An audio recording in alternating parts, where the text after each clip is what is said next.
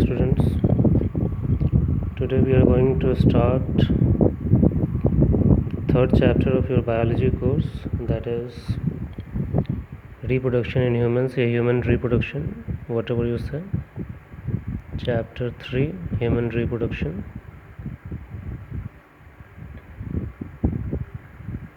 NCERT में जो भी नाम हो, but this is what we have to study, reproduction in humans. Okay, so let's begin. इसमें क्या क्या चीज़ें आपको देखनी है, that's the first point, कि क्या क्या आपको पढ़ना है.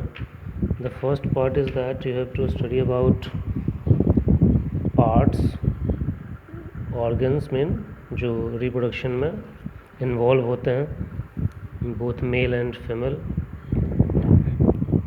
and then formation of gametes, and once the formation of gamete is done, then what? Fertilization. देखो humans जो होते हैं, humans so sexual dimorphism, so humans show sexual dimorphism.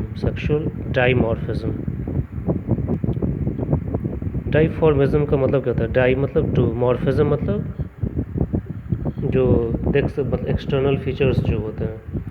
इसका मतलब हुआ आप ह्यूमंस के केस में बता सकते हो कि मेल या फीमेल कौन सा है, male and female, because they both have different body structures. ठीक है, externally you can find out which is the male human और फीमेल ह्यूमन, बिकॉज ये पॉसिबल क्यों है? Because of their secondary sexual characters. ठीक है, external identification is possible. External identification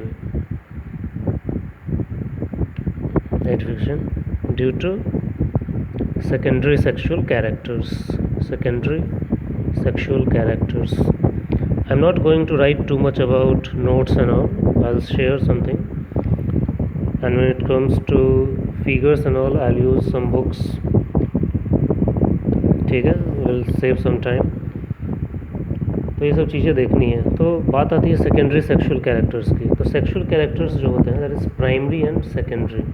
primary sexual character क्या होता है? Involvement in reproduction, that is the primary sexual activity. Secondary sexual characters क्या होता है? जैसे आप बोलते हो वॉइस के बारे में, राइट. जो मेल की वॉइस होती है थोड़ी हैवी होती है, बट इन फीमेल के केस में दैट इज़ हाई पिच्ड. ठीक है, मेल के केस में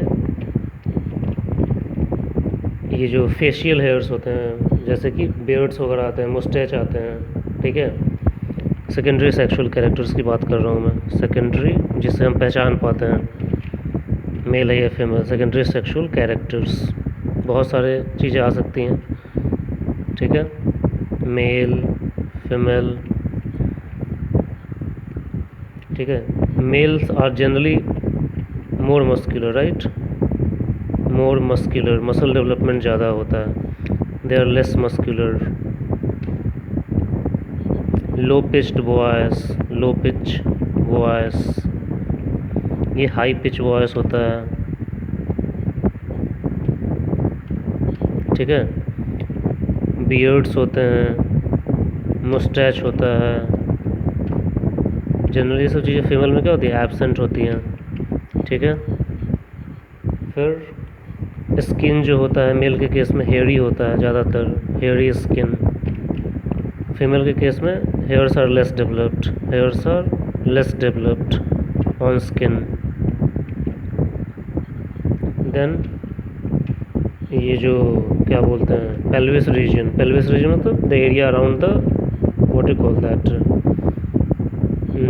जस्ट बिलो योर स्टमक. ठीक है, तो मेल में जो होता है पेल्विस इज़ नॉट ब्रॉड, लेकिन इसमें ब्रॉड पेल्विस होता है, because they have to conceive, they have uterus around that area and they have to keep the baby, so that is why. ठीक है, and males they have underdeveloped mammary gland, underdeveloped mammary gland, and in case of females they are well developed mammary gland.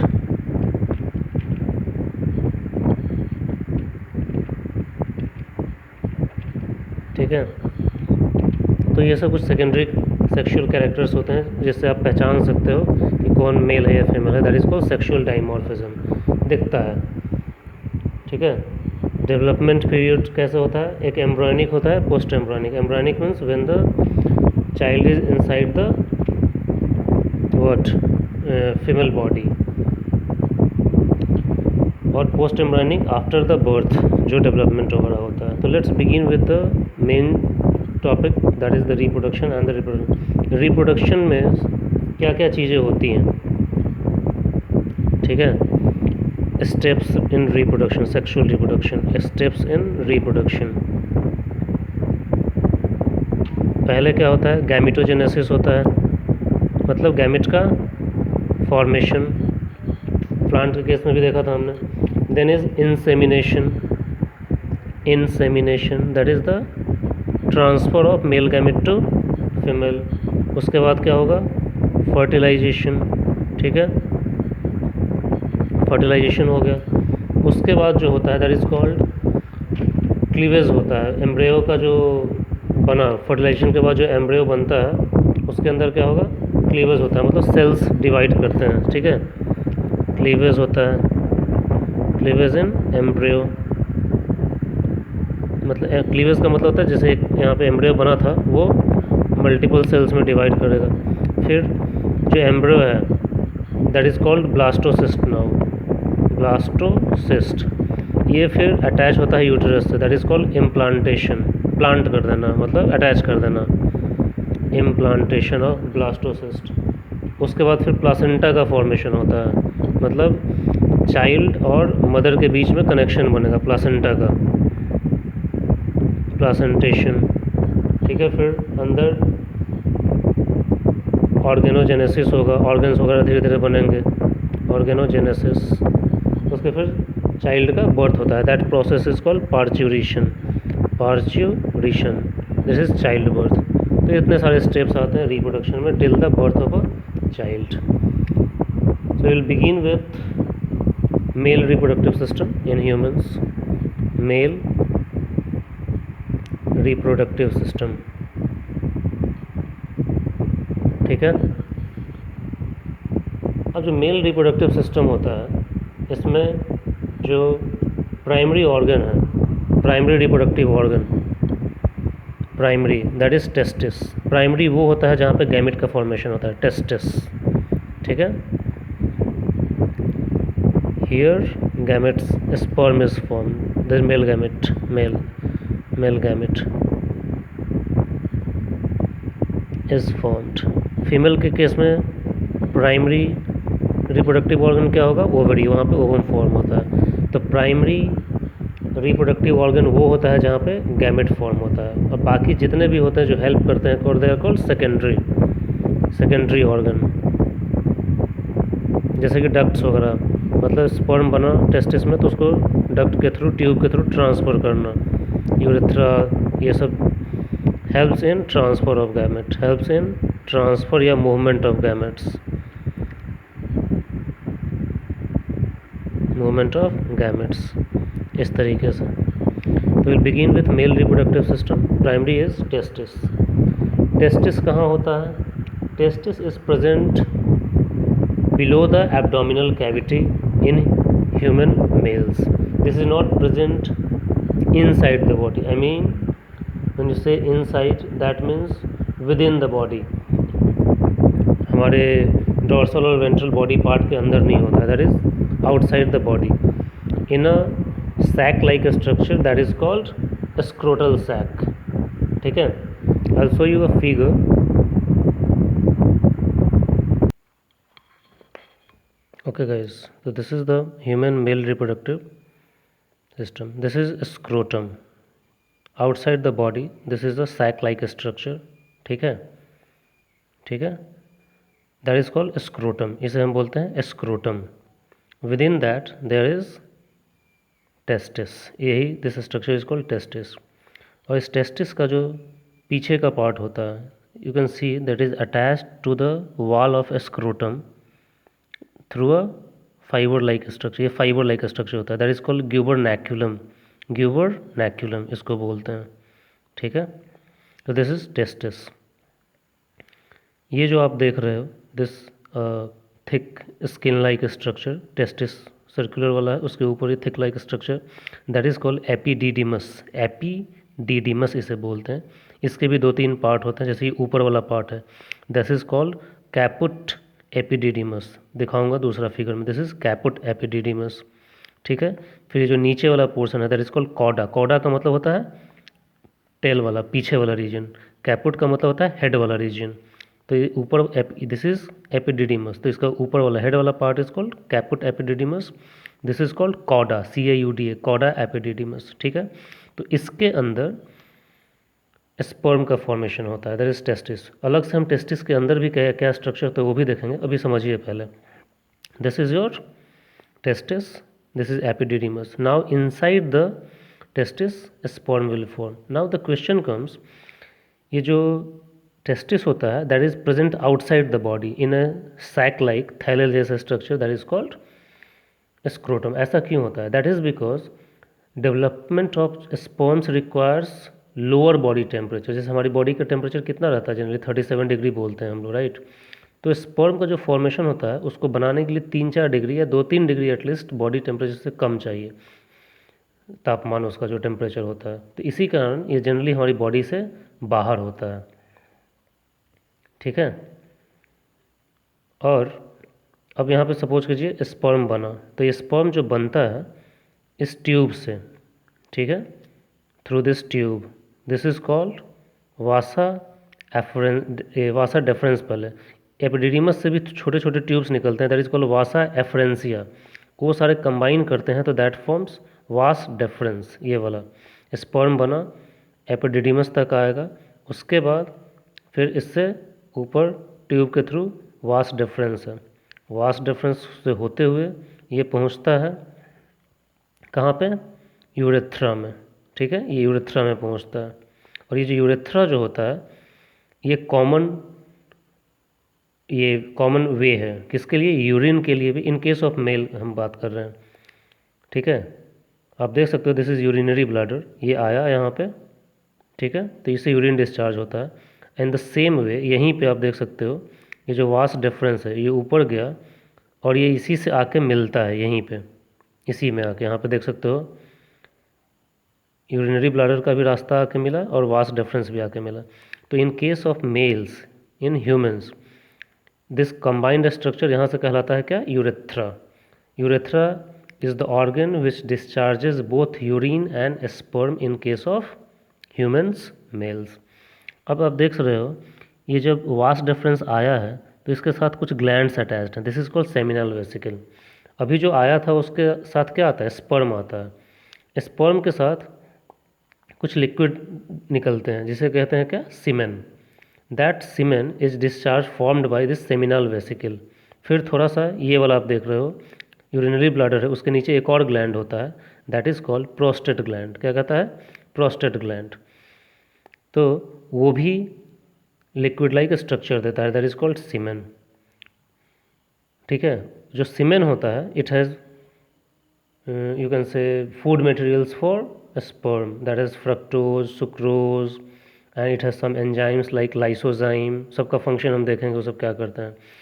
तो जो sperm आया उसमें फिर सीमेन mix होता है liquid, that is secreted by seminal vesicle, ठीक है, जो साइड में मौजूद होता है किसके? यूरिनरी ब्लैडर के। एंड द प्रोस्टेट ग्लैंड जो यूरिनरी ब्लैडर के ठीक नीचे मौजूद है, और सब के सब यूरेथ्रा में ही खुलते हैं, ठीक है, सब के सब वहीं पे ओपन होते हैं। सो मैंने बताया urethra is a common duct for urine discharge and sperm discharge in case of male.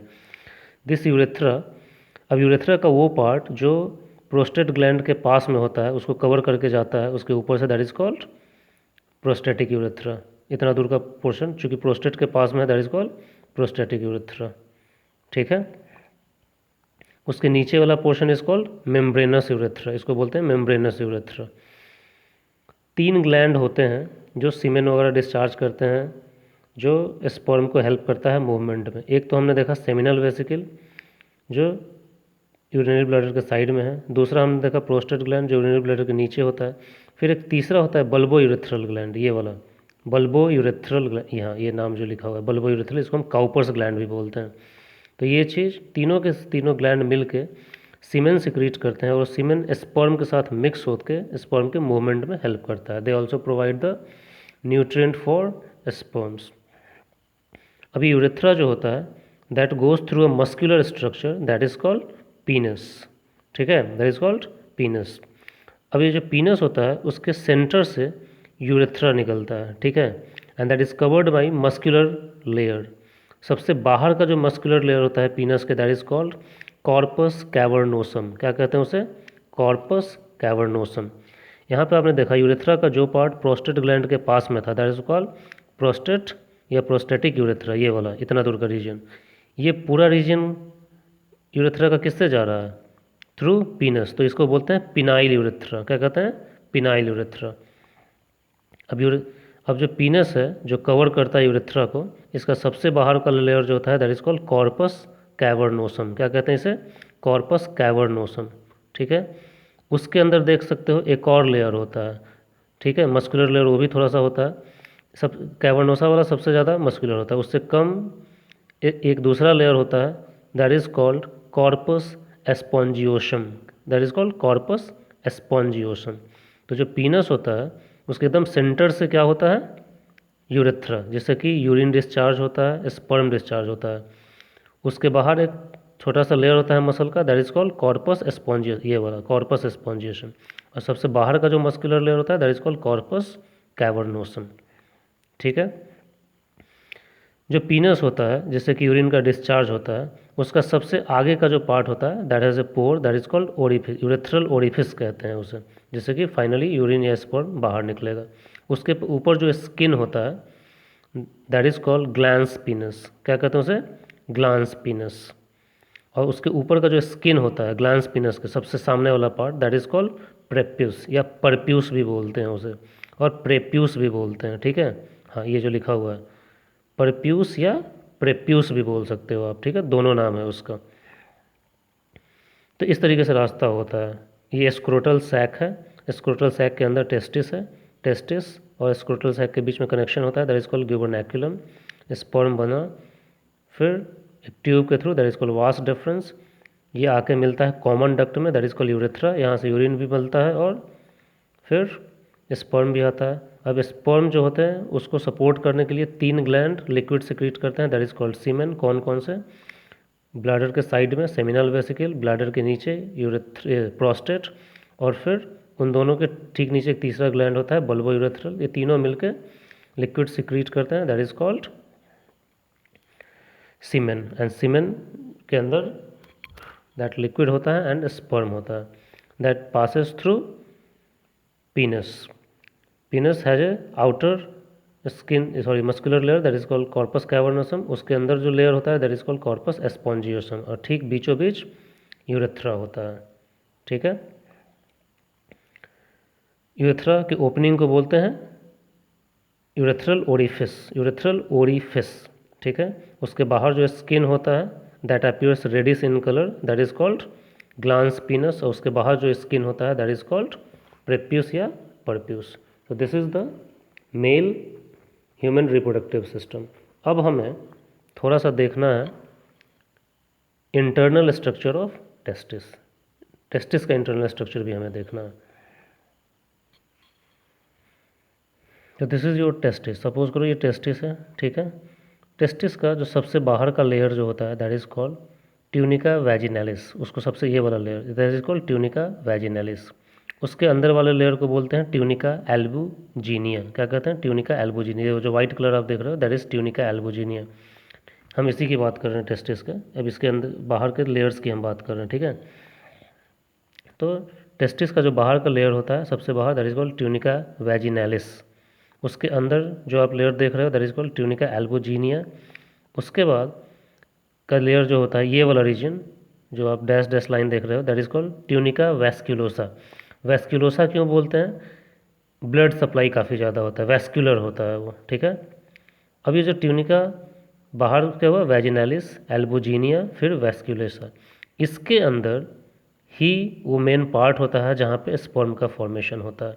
और वो सब के सब छोटे छोटे ये स्ट्रक्चर्स में डिवाइडेड होते हैं, जिसको हम बोलते हैं टेस्टिकुलर लोब्यूल्स। लोब्स हैं, अलग अलग पार्ट होते हैं, ठीक है।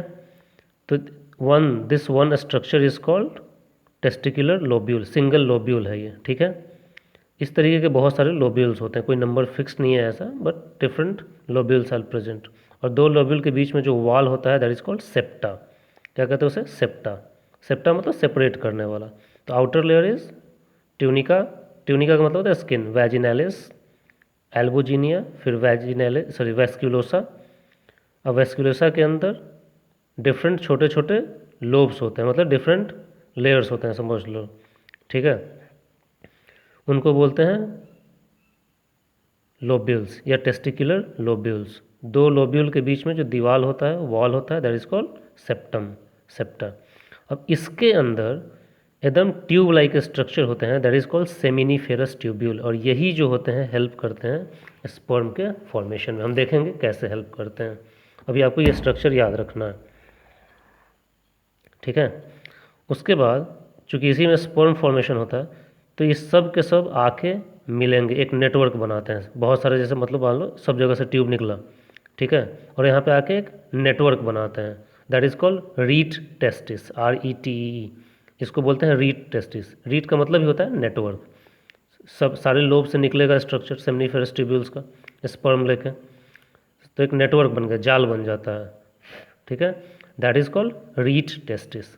रीट टेस्टिस जो होता है, फिर इतने सारे जो ट्यूब निकल रहे हैं, फिर वो कंबाइन होना शुरू करते हैं और छोटा सा ट्यूब लेके निकलेगा, दैट इज कॉल्ड एपिडिडीमस, बड़ा सा। मैंने दिखाया था पिछले वाले फोटो में कि एपिडिडीमस कहलाता है। उसका ऊपर वाला part is called caput epididymis, top वाला पोर्शन, ठीक है। अब ये ब्रांचिंग थोड़ी, इतने सारे ब्रांच हैं, अब ब्रांचिंग थोड़ी कम हुई यहाँ पे, छोटे। अब यहाँ पे आप देखोगे, अब सिर्फ एक सिंगल लेयर बन गया, एक सिंगल ट्यूब है, ये जाके उसमें सब मिले हैं, ठीक है। अब यही single tube is called epididymis. उसका ऊपर पोर्शन कैपुट एपिडिडीमस और लोअर वाला portion is called coda epididymis. Coda means lower portion, ठीक है। और ये फिर ऊपर चला, यही this structure is called vas deferens, जो स्पर्म को लेकर जा रहा है, ये वाला, ठीक है। वास डिफरेंस मैंने जो आपको बताया था, ये ऊपर लेके चला, ठीक है।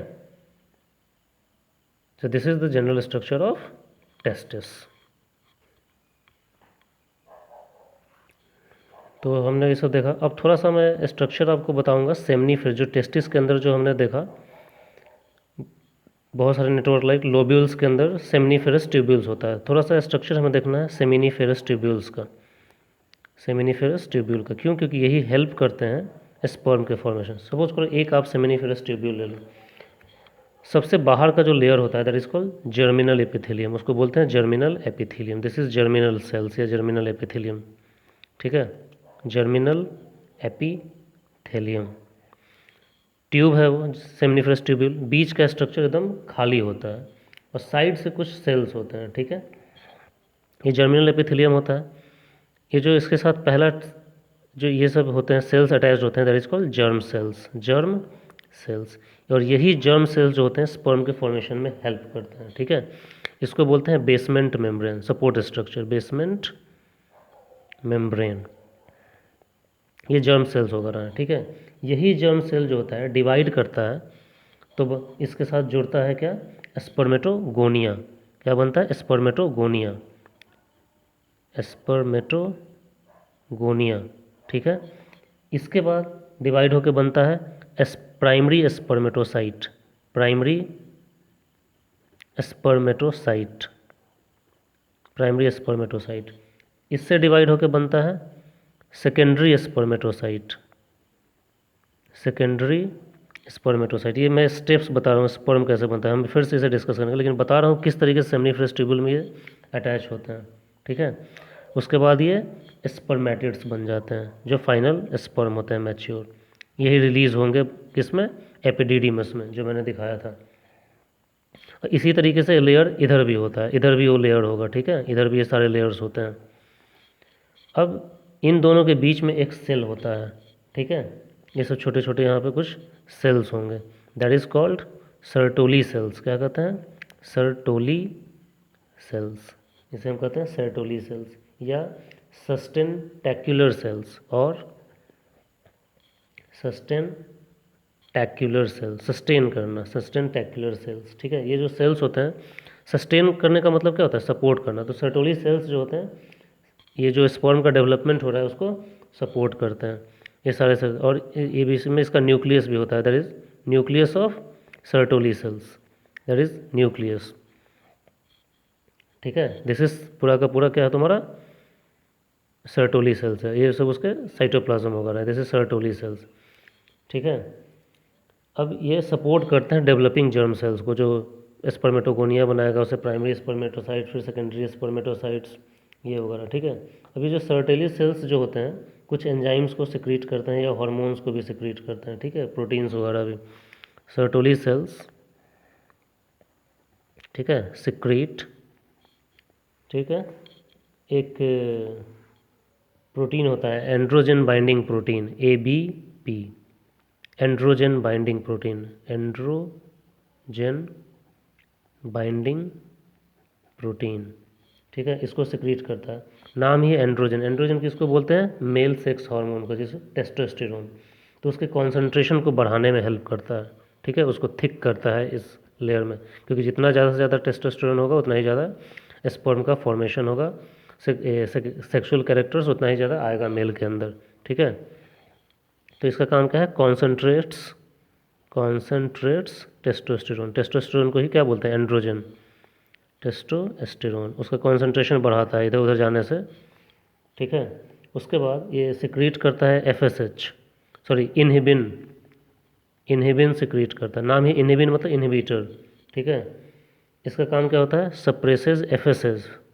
Suppresses FSH secretion, follicular stimulating hormone, जो मैंने पिछले साल हम लोगों ने एंडोक्राइन सिस्टम में पढ़ा था। ठीक है, ये सब हेल्प करता है इसमें। ये जो आपने देखा जर्म सेल्स हुआ, इससे स्पर्मेटोगोनिया, ये सब mitosis division.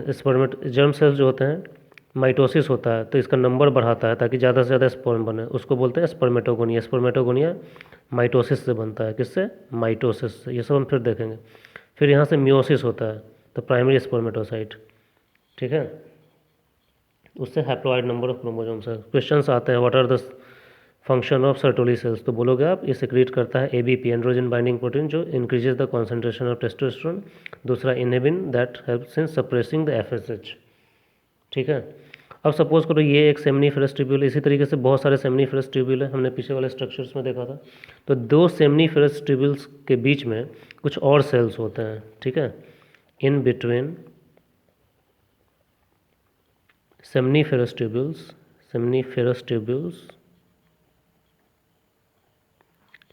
Other cells are present. उसमें एक इम्पॉर्टेंट सेल जो होता है, one cell is Leydig cells बोलते हैं उसे, लेडिग सेल्स और इंटरस्टिशियल सेल्स, नाम ही इंटरस्टिशियल मतलब दो के बीच में। ठीक है, अब ये जो होता है यही है सिक्रीट करते हैं किसको? टेस्टोस्टेरोन को। तो दो के बीच में इस तरीके का एक और ट्यूब होगा, उससे दोनों के बीच में क्या होता है? लेडिक सेल्स, वो टेस्टोस्टेरोन को क्या करता है? सिक्रीट करता है, और वही इसके अंदर आता है, जिसको सर्टोली सेल्स का जो ये एंड्रोजन बाइंडिंग प्रोटीन है ये बाइंड करता है, उसे एंड्रोजन बाइंडिंग टेस्टोस्टेरोन से बाइंड करेगा और उसके कॉन्सेंट्रेशन को बढ़ाएगा, इसके अंदर ही उसको रखेगा। ठीक है, इस तरीके से, जैसे मान लो ये एक सेमनीफेरस ट्यूब्यूल है, ये एक सेमनीफेरस ट्यूब्यूल है, इस तरीके से बहुत सारे सेमनीफेरस, तो बीच में सेल्स होते हैं ये लेडिक सेल्स। ठीक है, लेडिक सेल्स या इंटरस्टिशियल सेल्स, लेडिक सेल्स। और ये सिक्रीट क्या? Testosterone, secrete testosterone, that is the male sexual hormone testosterone, इसको ये सिक्रीट करते हैं। ठीक है, और यही फिर उनके साथ सर्टोली सेल्स जो एंड्रोजन बाइंडिंग प्रोटीन है सिक्रीट होता है, इस टेस्टोस्टेरोन से बाइंड करेगा और उसके कॉन्सेंट्रेशन को यहाँ पे बढ़ाता है, ज़्यादा से ज़्यादा रोक के रखता है यहाँ पे। तो this is how seminiferous tubule is. ठीक है, अब थोड़ा बात करते हैं एक्सेसरी ग्लैंड्स की। हमने 3 ग्लैंड बने, एक्सेसरी मतलब हेल्पिंग ग्लैंड्स। सेमिनल वेसिकल की बात किया था, जो साइड में था, किसके, यूरिनरी ब्लैडर के, नियर क्या, यूरिनरी ब्लैडर, यूरिनरी ब्लैडर, ठीक है। सिक्रेट्स सीमेन, सिक्रेट्स सीमेन, जिसमें मतलब वो लिक्विड पोर्शन जिसके अंदर मिक्स होता है स्पर्म। लगभग 60 to 70% लिक्विड यही अकेले सिक्रेट करता है, ठीक है। ये एल्कलाइन होता है,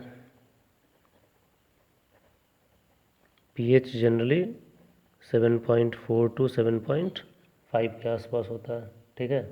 इसमें सिक्रीशन है, इससे जो निकलता है सीमेन, सिक्रीशन हैज़ फ्रक्टोज होता है, ये न्यूट्रिशन में हेल्प करता है स्पर्म के, ठीक है। फिर प्रोस्टाग्लैंडिन सिक्रीट करता है, ये prostaglandins are type of fats, ठीक है। ये यूटेराइन कॉन्ट्रैक्शन को हेल्प करते हैं, ठीक है, यूटेरस के कॉन्ट्रैक्शन में हेल्प करते हैं।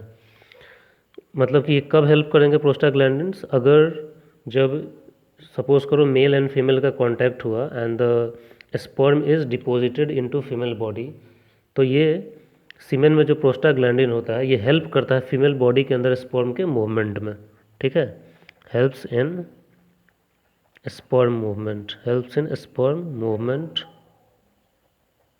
In female body, it's only after intercourse, female body वहाँ पे ये हेल्प करता है मूवमेंट में, ठीक है।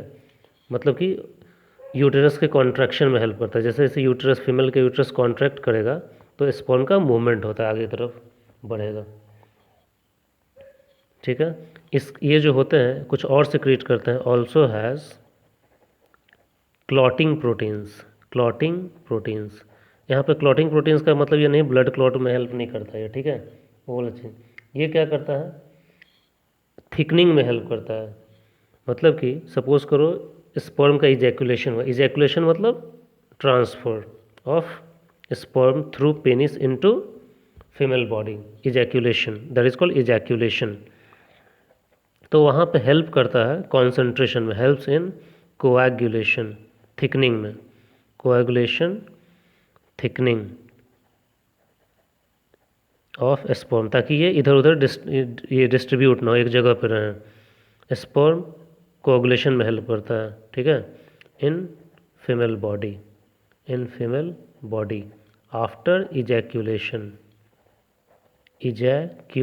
इजैकुलेशन का मतलब क्या होता है, release of sperm, release of sperm is called ejaculation, ठीक है। अच्छा, ये एल्कलाइन होता है, दैट मीन्स कि सीमेन भी क्या हो जाएगा, इन जनरल क्या होता है, एल्कलाइन नेचर ही शो करेगा, ठीक है। क्यों जो ये एल्कलाइन होता है, ठीक है, आप इसलिए होता है कि ह्यूमन का जो यूरिन होता है वो हो, फिर स्पर्म जब फीमेल बॉडी में जाता है, when it is deposited into the vaginal portion of female, उस सब का नेचर क्या होता है, एसिडिक होता है। तो एसिडिक एनवायरनमेंट में स्पर्म सर्वाइव नहीं कर पाते हैं। तो to neutralise the effect of male as well as female reproductive part, semens are alkaline. Semen is alkaline. Semen is alkaline line to neutralize acidic nature of male urethra क्योंकि urine भी discharge होता है, as well as female vaginal secretion, ये सब के सब acidic secretion होते हैं and sperm can not survive in acidic situation.